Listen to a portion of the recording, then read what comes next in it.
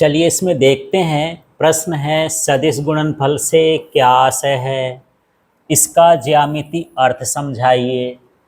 तो देख लीजिए, सदिश गुणनफल को वेक्टर प्रोडक्ट भी बोला जाता है या क्रॉस प्रोडक्ट भी बोला जाता है। तो जब दो सदिश राशियों का गुणनफल सदिश प्राप्त होता है तो इसे सदिश गुणनफल कहते हैं।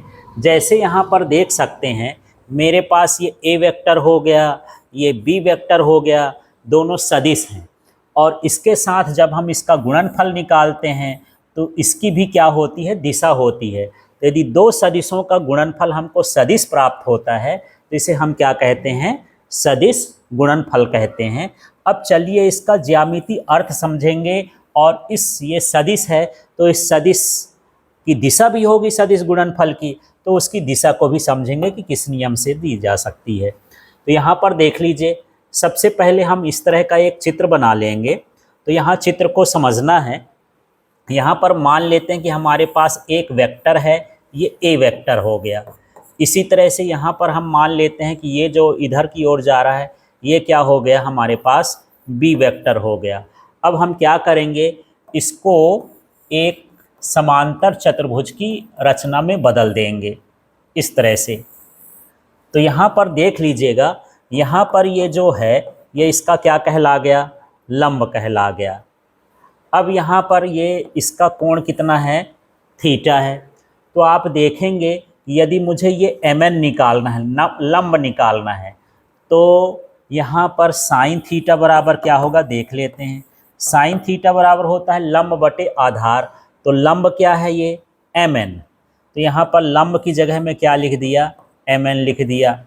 अब यहाँ पर इसका जो कर्ण है, कर्ण क्या है, a।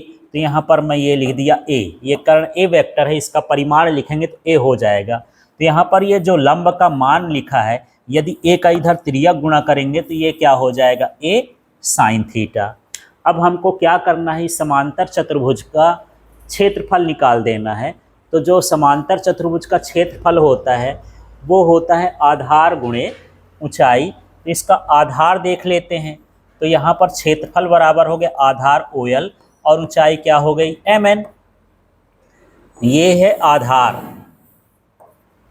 और ये है इसकी ऊंचाई। इन दोनों का गुणा करेंगे तो ये क्या हो जाएगा, इसके क्षेत्रफल के बराबर हो जाएगा। तो OL का मान देख लेते हैं। इसमें OL का मान देख लीजिए, OL है, OL का मान क्या है, B वेक्टर। और यहाँ पर जो mn का मान है, mn का क्या है, a साइन थीटा। तो इस तरह से यहाँ पर हम देख सकते हैं कि यदि हमारे पास a vector cross b vector हो तो ये क्या हो जाता है, AB साइन थीटा। अब यहाँ पर हम दिशा की बात करते हैं। तो जो इसकी दिशा होती है ये कागज के तल के लंबवत कहाँ की ओर होगी, ऊपर की ओर। इस तरह से उसकी दिशा होगी ऐसे। जो भी ये चतुर्भुज बन रहा है उसके लंबवत कहाँ की ओर होगी, बाहर की ओर हो जाएगी इसकी दिशा। तो चलिए अब देख लेते हैं इसके आगे के हिस्से, ज्यामितीय अर्थ को फिर आगे और देख लेते हैं इसमें। तो यहाँ देखिए, ज्यामितीय रूप से सदिशों से बनने वाले समांतर चतुर्भुज का क्षेत्रफल सदिश गुणनफल के बराबर होता है। तो अभी हम चित्र में देखें कि हमारे पास दो थे सदिश, एक था a वेक्टर, एक था b वेक्टर, और परिमाण व दिशा को चतुर्भुज की संलग्न भुजाओं से व्यक्त किया जा गया है। तो यहाँ पर देखते हैं, यदि हमारे पास a वेक्टर है और b वेक्टर है, इसका गुणा करेंगे तो ये गुणाफल किसके बराबर होता है, समांतर चतुर्भुज के क्षेत्रफल के बराबर होता है। तो यहाँ पर a वेक्टर और ये क्रॉस b वेक्टर हो गया। अभी हम देखें कि समांतर चतुर्भुज का क्षेत्रफल जो होता है वो दो तरीके से आप बोल सकते हो। एक तो यहाँ पर आधार गुणे ऊंचाई भी लिख सकते हो, या फिर लंबाई गुणे चौड़ाई। तो अभी चित्र में क्या था, ये लंबाई OL हो गया, चौड़ाई mn हो गया। यहाँ पर हम a वेक्टर ये इसी को उतार दिए हैं, ये b वेक्टर इसी को उतार दिए हैं।